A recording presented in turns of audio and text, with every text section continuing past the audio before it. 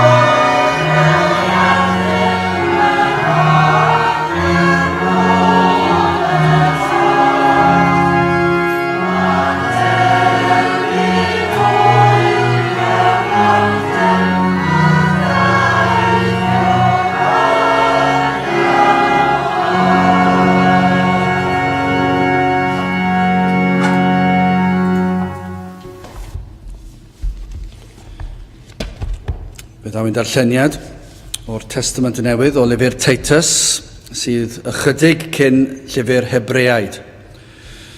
Titus, yr ail benod, yn dechrau'n yr unfed adnod ar 10, adnod 11, ac yn darllen trwyddo i benod 3, yr drydedd benod ar 8fed adnod. Felly, Titus, penod 2, adnod 11, ac yn darllen hyd at yr 8fed adnod o benod 3. Cynnes ymddangosodd gras Duw yr hwn sydd yn dwyn iachawdwriaeth i bob dyn, gan ein dysgu ni i wadu anifioldeb a chwantau bydol a byw yn sobr ac yn gyfiawn ac yn dduwiol yn y byd sydd yr awron, gan ddisgwyl am y gobaith gwynfydedig ac ymddangosiad gogoniant y Duw mawr a'n iachawdwr Iesu Grist, yr hwn a'i rhoddes ei hun drosom, i'n prynu ni oddi wrth bob anwiredd ac i'n puro ni iddo ei hun yn bobl briodol a wyddus i weithredoedd da. Y pethau hyn llefarach ynghoro ac argyhoedda gyda phob awdurdod na ddiystyred neb di.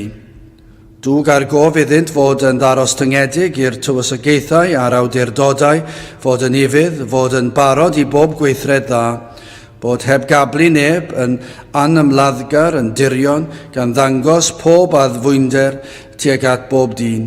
Cynnes yr oeddem ninnau hefyd gynt yn anoethion, yn anifydd, yn cyfeiliorni, yn gwasanaethu chwantau ac amryw fel yswedd, gan fyw mewn drygioni a chenfigen, yn ddigasog, yn casau ein gilydd.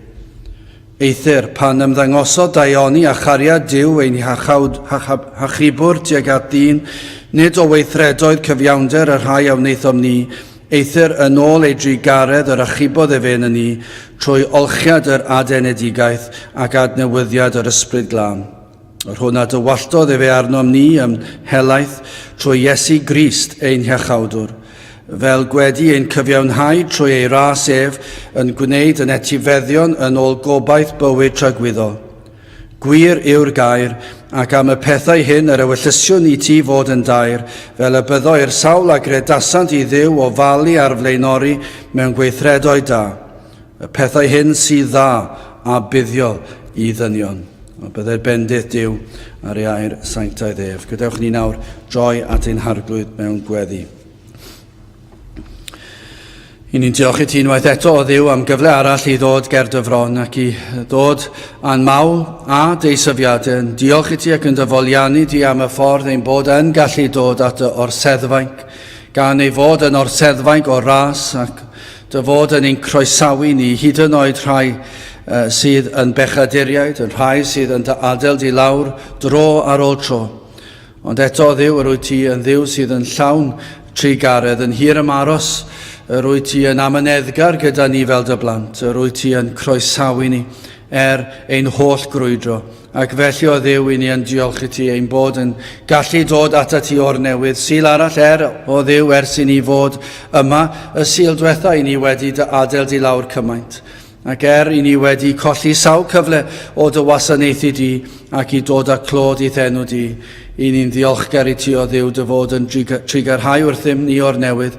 Ac felly o Dduw i ni yn gofyn ti faddau ni am ein crwydro, ond ein helpu ni fod yr hyn ddylsyn ni fod. I ni'n gofyn i ti ddod yma i'n plith ni.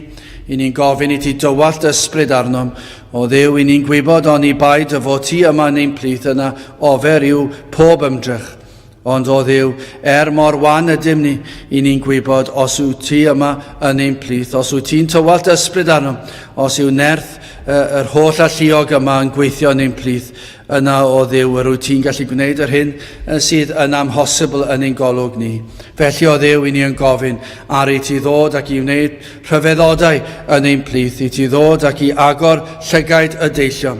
O Dduw fel y byddant yn gallu gweld rhyfeddodau y gwaredwr. I ni'n gofyn i ti ddod i beri y bydd y byddar yn gallu clywed seiniau rhyfeddol yr Efengil Sanctaidd ac yn dod ac yn ymuno yn y canu am y tro cyntaf o Dduw, i ymuno yn y moli, i ddod i ddyrchafu dy enw di.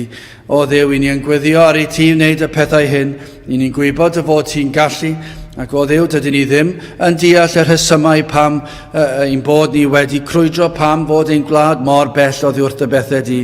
Ond o Dduw, i ni yn gofyn i ti i beidio cadw draw bellach. O Dduw, i ddod i'n plith, i ddod yma yn ein plith ni, ond hefyd i ymuno ac i ddod i lawr, lle bynnag mae dair di'n cael ei chyhoeddi yn ffyddlon. I ni'n gweddio am dy blant ac i ti ddod a cylondid yn y gwaith ac yn y dyddiau tywyll yma. Ac o Dduw, i ni hefyd yn cyflwyno'r mannau hynny, lle nad ydynt yn cyhoeddi dy air di'n ffyddlon. Ac yn gweddio Dduw, ni'n gwybod bod ysbryd i yn gallu dod ag argyhoeddiad wrth bregethu, efallai wrth gyhoeddi, yr hyn nad yw yn wir, nad yw yn iawn. Yn gweddio Dduw, bydd ysbryd i yn dod ac yn peri iddynt weld ei pechod ac y bydd na difeirwch yn y fan a'r lle. O Dduw, wyt ti'n gallu gwneud y pethau hyn. I ni'n cyflwyno felly ein hoedfa, yr holl ddydd, i ni'n cyflwyno dy was i ofal di ac yn gofyn ar ei ti ddiogelu ac i fendithio dy was wrth iddo fe ddod i bregethu dy air. Yn gweddio bydd yr ysbryd glân yn dod i lawr ar dy was ac y bydd yr pregethu yn nerth ac ymhwyr ac yn awdurdod yr ysbryd glân. Tyrd felly o Dduw, tyrd i'n plith a diogelan hamser. I ni'n gofyn hyn ôl trwy enw ac heiddiant ein harglwydd Iesu Grist. Amen.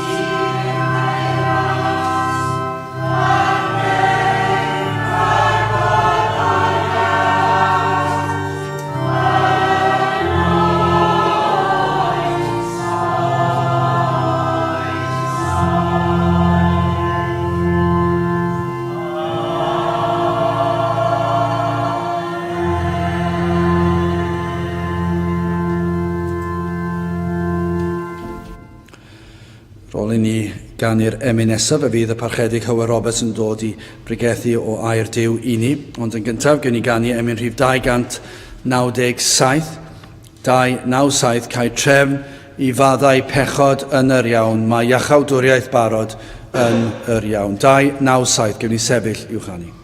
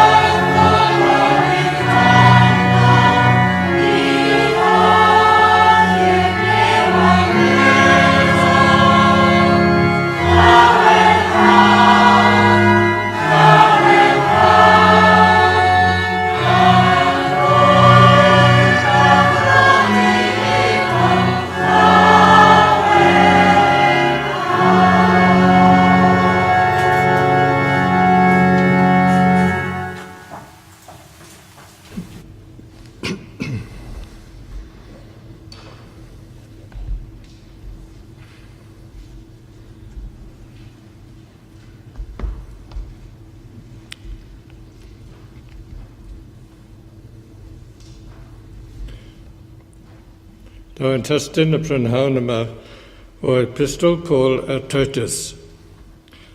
Yn yr ail benod, ac yn yr unfed adnod o'r 10, cynnes ymddangosodd gras Duw, yr hwn sydd yn dwyn iachawdwriaeth i bob dyn. Mae'r apostol Paul yn annog y Titus i ddwyn sylw at y pethau ymarferol sydd yn perthyn i'r athrawiaeth Gristnogol. Yr rheswm dros wneud hynny, fe ceir yn ei testyn, cynnes ymddangosodd gras Duw, yr hwn sydd yn dwyn iachawdwriaeth i bob dyn. Pan glwn ni sôn am ras o Duw, dylem ofyn cwestiynau sylfaenol amdano mewn hunain, am yr hyn ydym yn ei gredu, sef ein cred. Hefyd sut y dylem fyw fel Cristnogion, wrth feddwl am gyflwr moesol ac ysbrydol yn glad. Cwestiynau fel, a oes safonau moesol, digyfnewid, y dylem ei cadw, a oes gwerthoedd ysbrydol, tragweddol, y dylem ei cydnabod, a ydw cyflwr moesol ac ysbrydol yn glad yn cymdeithas yn dirywio, a yw crefydd yn angenrheidiol i adfywio ac adnewyddu bywyd moesol ac ysbrydol yn glad. Mae rhain yn gwestiynau pwysig.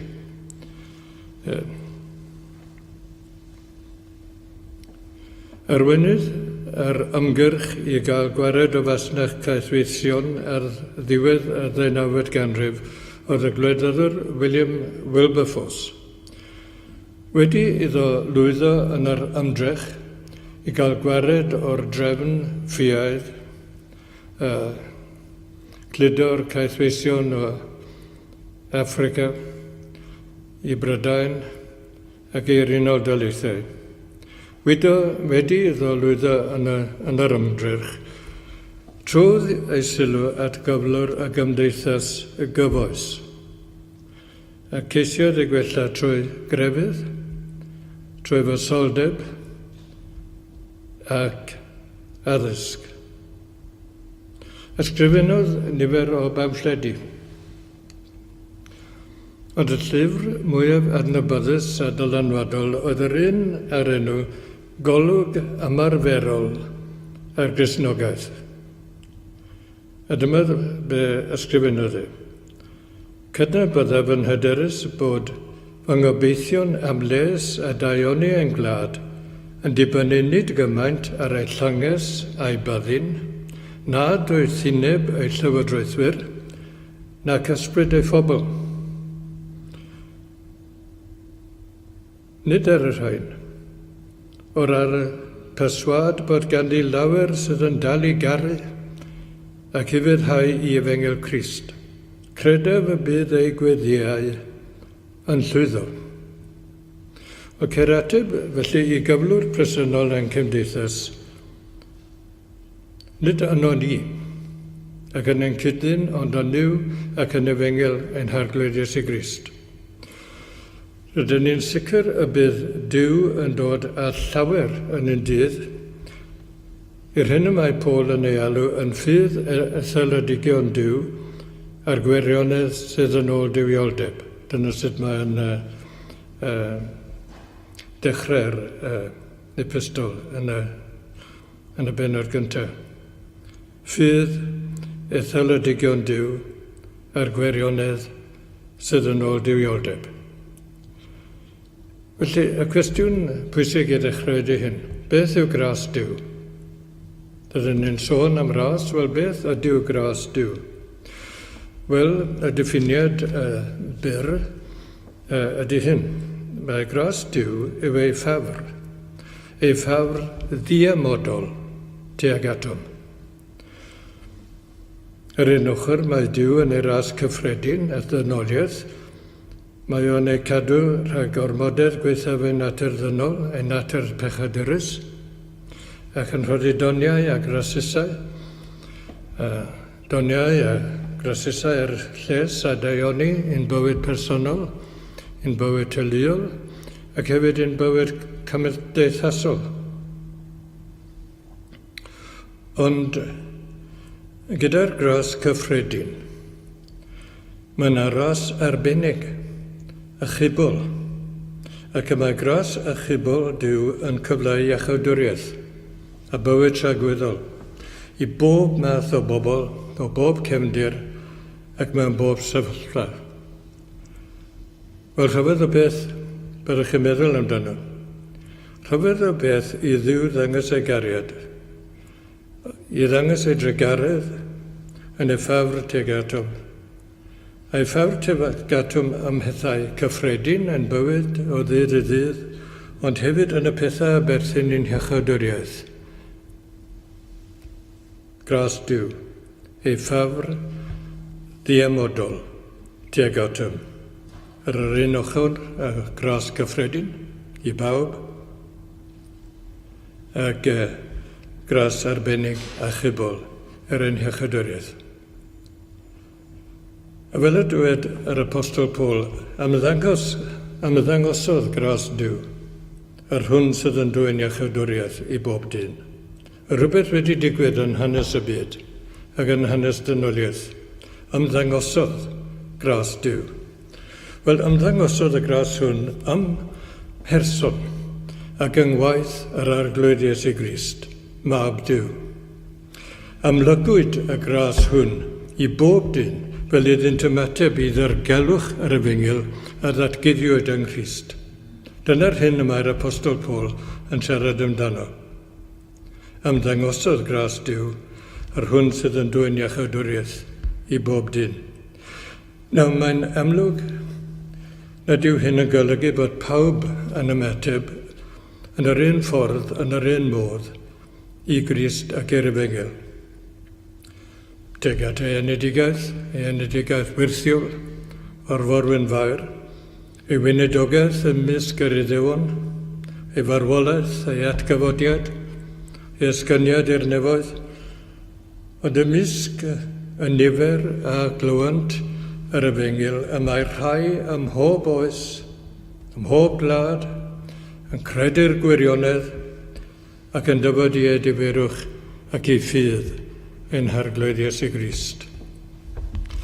Ymddangosodd gras Duw, yr hwn sydd yn dwyn iachawdwriaeth i bob dyn. Ond mae'r apostol Paul yn mynd ymlaen.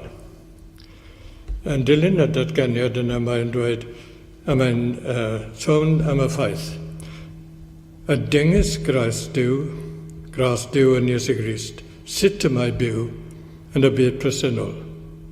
A dyma ddwed yr apostol. Dylem ni wadu, medde fe.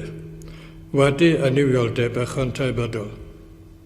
O ganlyniad i ddatguddiad gras Duw yn ein harglwydd Iesu Grist. O ganlyniad dylem ni wadu aniwioldeb, pob math gwrthod, pob math o aniwioldeb, mewn agwedd secular at y byd, neu unrhyw fath o eilyn addoliad, ymatal rhag ildio yn chwantau bydol sydd yn tueddu i bechod ac i anfaisoldeb.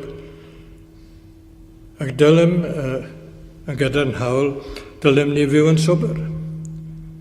Gwadu aniwioldeb ar un ochr, a byw yn sobr ac yn gyfiawn ac yn ddiwiol. Ar ochr arall, byw yn sobr, byw yn cymedroldeb am holl peth, rhag ymroddi ormodedd yn dymuniadau, tueddiadau a greddfau naturiol, byw yn sobr. A cymedroldeb am holl peth yn beth da.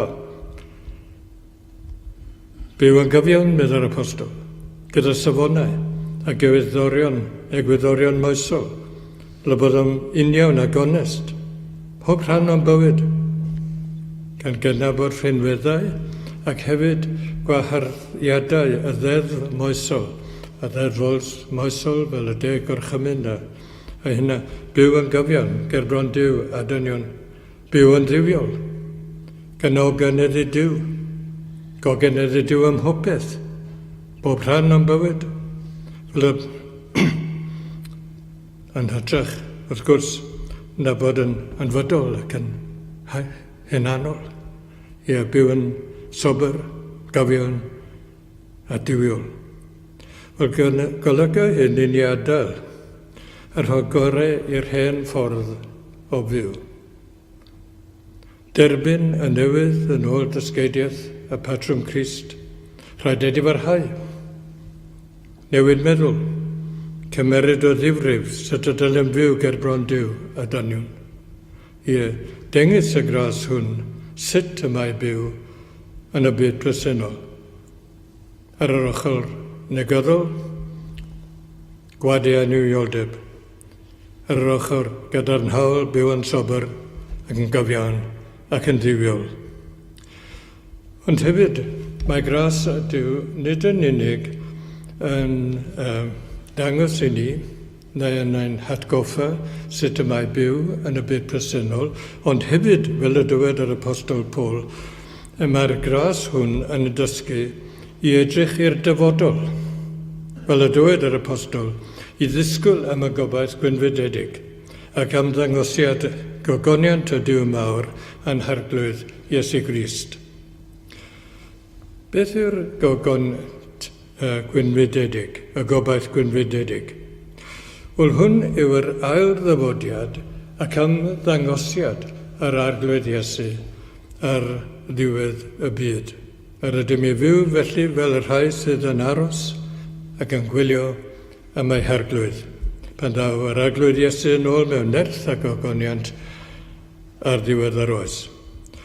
Ond sylwn bod y cyfeiriad at y Dyw mawr yn hiachawdwr Iesu Grist fel y dywed Paul, bod y cyfeiriad at y Dyw mawr yn hiachawdwr Iesu Grist yn harwain at ystyr ac addrwyddocad marwolaeth Crist ar y groes ar hyn a gyflawnodd ein hiachawdwriaeth. Mae'r apostol felly yn dweud ar hwn aroddes ei hunan drosom i'n prynu, and i'n prynu ni wrth bob anwirydd neu bob anghyfrydd. Roedd ei hunan yn aberth dros ein pechodau, gan aberth gan gymeryd i gofaint y barn Dyw oedd yn enherbyn. Bodlonodd o fanion y ddeddf, a fe'n prynodd, fel y dywed yr emynydd, fe'n prynodd a thaliad mor ddryd i'n gwaredu yn rhyddhau o bod pechod a bai. A rhwng aroddes ei hunan i'n prynu oddi wrth bob anwirydd. Ond hefyd, aroddes ei hunan i'n puro ni, iddo hun yn bobl briodol, a weddys i weithredoedd da. Tywaldodd ei waed ar y groes i'n puro, i'n glanhau. I'n glanhau yn bobl nelltiol a sanctaidd i'r arglwydd ein Dyw. A bwriadodd i ni fod yn bobl awyddus, llawn sef, i gyflawni gweithredoedd da gogoniant i Dduw, daioni i'n cyddynion, cynnydd teunars Dduw, a lles y gymdeithas, a'r gymuned gyffredinol. Ie, rhoddes ei hunan yn puro, yn bobl priodol, ac yn awyddus i weithredoedd da. Nawr, mae'n amlwg mae'r ysbrydoliaeth a'r cymhelliad pennaf i fyw fel gwir Gristion yw'r gobaith gwynfydedig.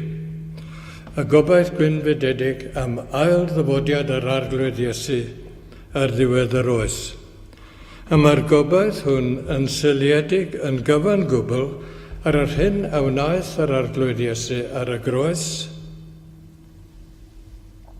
a'i atgyfodiad a'i ysgyniad i'r nefoedd, ac ddiwydion ar y fengil sydd yn dibynnu ar yr hyn a wnaeth yr arglwydd yn ei fywyd ac yn ei farwolaeth ac yn ei ac yn ei atgyfodiadau ysgyniad. Nawr, mae'n amlwg yn yr hyn a ddywed yr apostol, yn yr rhan hyn o'r epistol, mae yr ymddagosodd yr arglwydd Iesu i rodi ni fywyd hollol newydd. Mae hyn yn amlwg yn yr Efengyl. Ond hefyd dangos i ni sut i fyw y bywyd newydd yma. Mae'r arglwydd wedi dangos i ni fod yna fywyd yn y perthynas gyda Duw yng Nghrist, ond hefyd mae yna ffordd i fyw yn y berthynas yna gyda Duw yng Nghrist, gan olwg at y bywyd sydd yr awr hon, ar hwn a fydd, fel y dywed yr apostol rhywle arall. Agwedd bwysig felly o'n bywyd yng Nghrist yw edrych ymlaen. Ac yn edrych ymlaen at yr amser bydd yn gobaith yn cael ei gyflawni ac yn ein sylweddoli yn ogoniant y byd a ddaw, a paratoad felly yw'r byd hwn i'r hyn sydd iddo fod. Rydyn ni mor aml yng nghanol ein problemau yn trybini, a dyn ni'n anghofio bod yna rhywbeth o'n blaen, ac mae rhaid ei cofio fel Cristnogion bod y byd hwn yn baratoad i'r hyn sydd iddo fod, a'r gogoniant a welir yn y dyfodol.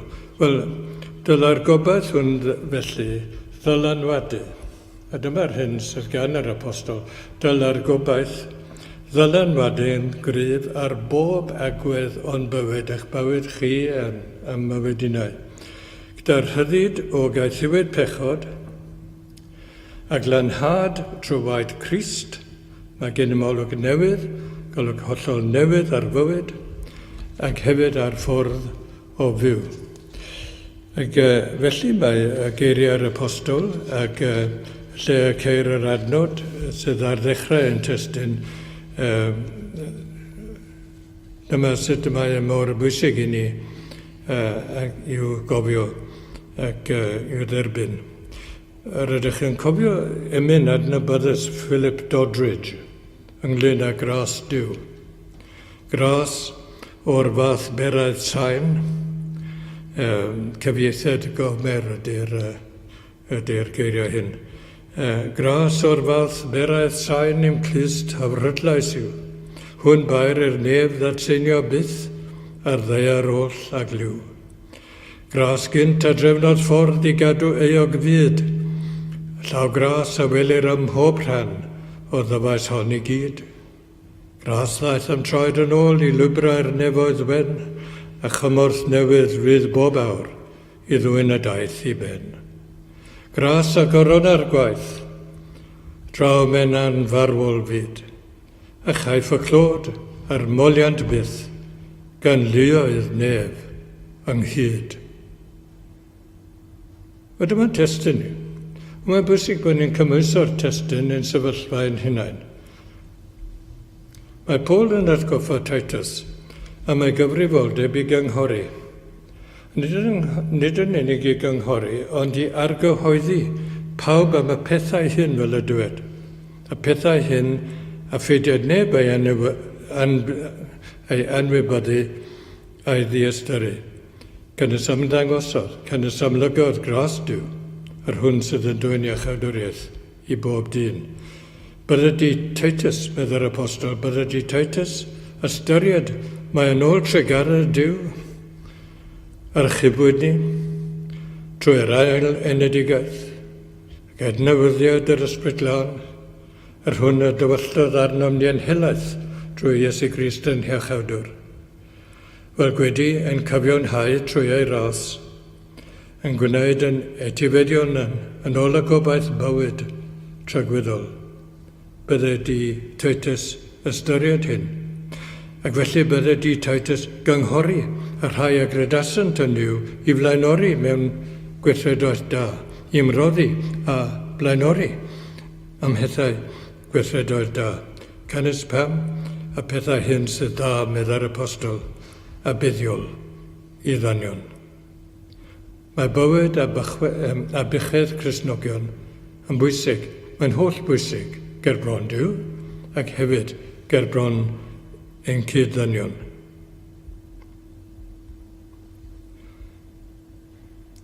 Fel y dywed yr apostol Paul at yr Effesiaid yn yr ail bennod yn adnod 8 drwy'r i'r 10fed adnod. Mae'r apostol yn sôn am yr haia a chybwyd gan ras Duw trwy ffydd yng Nghrist. A mae'n dweud ei bod yn greaduriaid newydd yng Nghrist Iesu a greuwyd i weithredoedd da yr haia ragd ar paro'r Duw fel yr rhodium ynddynt. Gweithredoedd da, beth ydyn nhw? Gweithredoedd da? Wel, gweithredoedd da yw'r rhai sydd yn tarddu gan deillio o ffydd a cariad. Gweithredoedd sydd yn hyrwyddo teyrnas Dduw. Gweithredoedd sydd yn cadarnhau yr eglwys. Gweithredoedd sydd yn cymeradwyo'r efengil i eraill. Dyna'r gweithredoedd da y mae'r apostol yn cyfeirio atyn nhw. Gwynebwn sefyllfa ddifrifol yn ein gwlad, dyddiau hyn, sefyllfa sydd yn gofyn, sydd yn mynnu ateb efengil gras ag iachawdwriaeth sydd yn arglwydd Iesu Grist. A gyda efengil gael ei ddylanwad, gyda gael ei ddylanwad ar fywyd trigolion yn gwlad, yn bersonol, yn gyhoeddus, rhaid nad nid awgrymiad ymarferol i wella ac esmwythau yn bywyd yw'r efengil. Dim o gwbl, ond newyddion da, am gyngor a threfn Duw yn rhagwyddoldeb i achub pechaduriaid yng Nghrist, sef cyngor 3 yn 1 i achub euog ddyn. Dyna ydy y newyddion da. Dyna ydy yr efengil. Cyngor 3 yn 1, y tad, y mab, yr ysbryd glân i achub euog ddyn fel y chi a fi. Yna nifer o bwyntiau. Y cyntaf, dim ond gras nerthol Duw yng Nghrist allan hachub o'n pechodau. Eich pechodau chi a finnau. Ac hefyd i'n galluogi i fyw bywyd union, a bywyd gweddus ar clod i Dduw a daioni yn cydd-dyn. Fel y dywed yr apostol Paul at yr Rhufeiniaid yn y bennod gyntaf, adnod 11.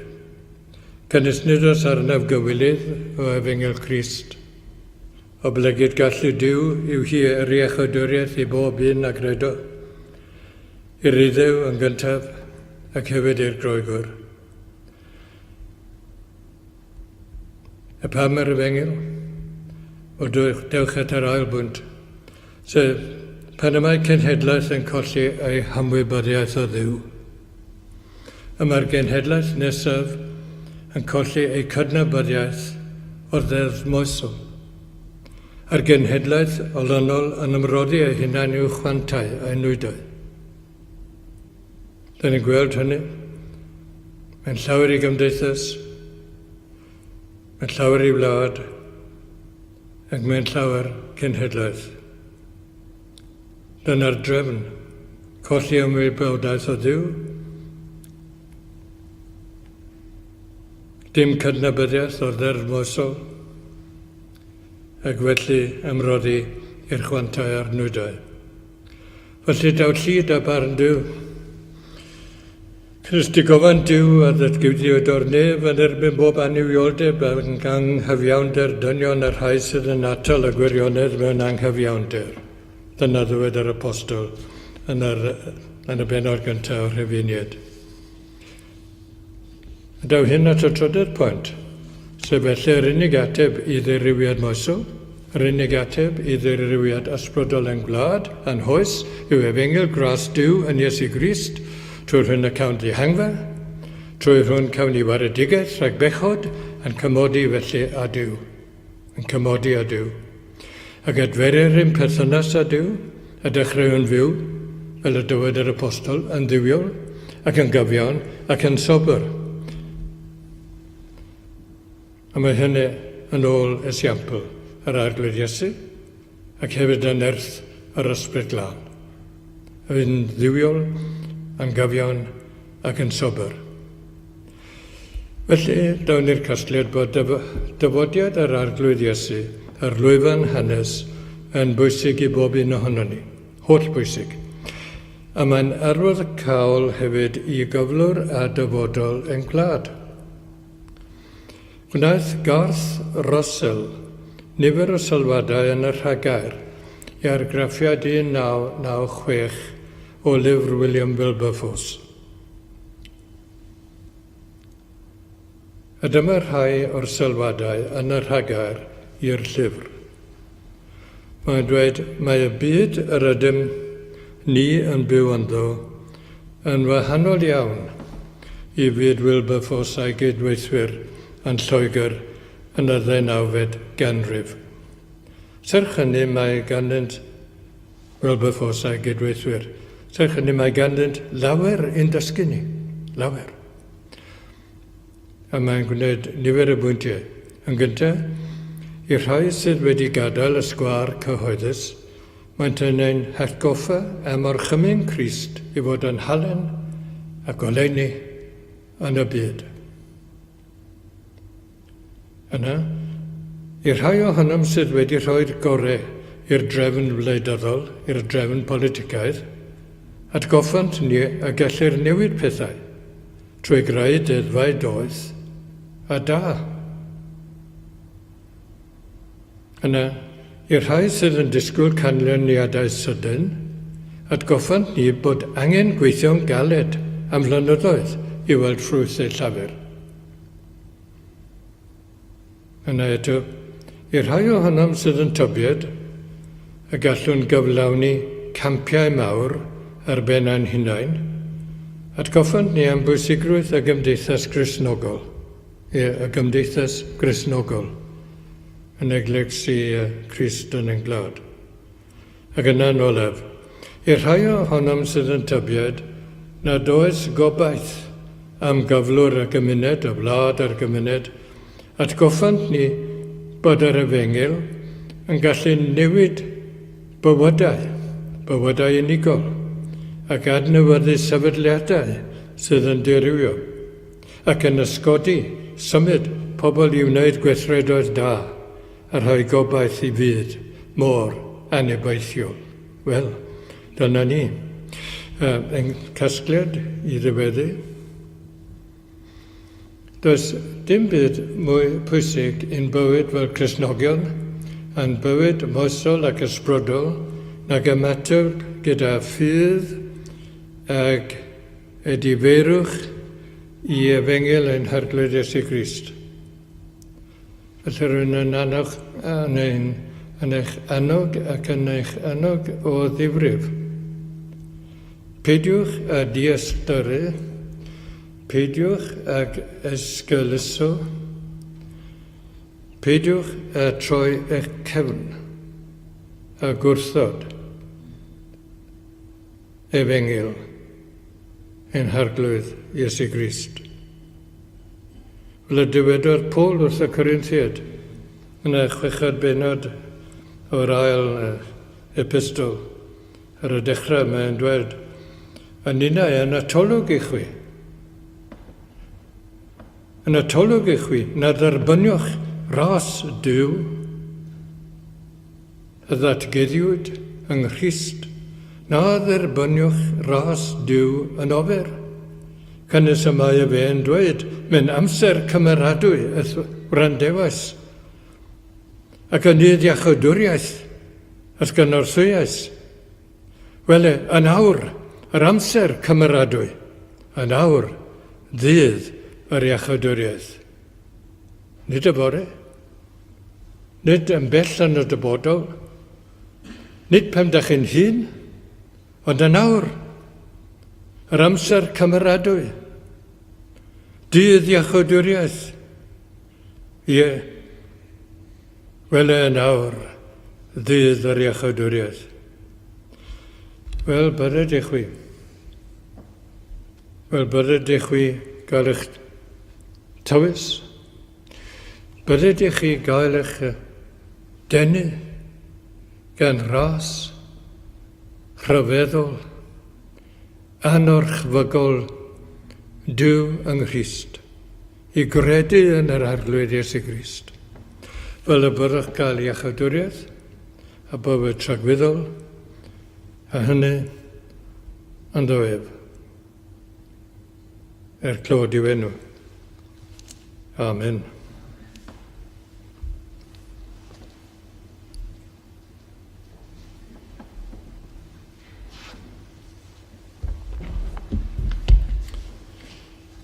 Fe ganwn i ddiweddu yn gwasanaeth yr emyn 47.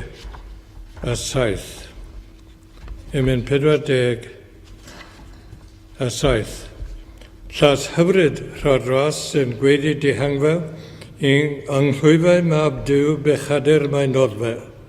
I olchi aflendid a phechod yn hollol, feredodd ei waed yn ffrydiau iachusol. Halleluja i'r oen bwrcasodd ein pardwn, nôl croesi'r iorddonen dra chefn ni a'i folwn.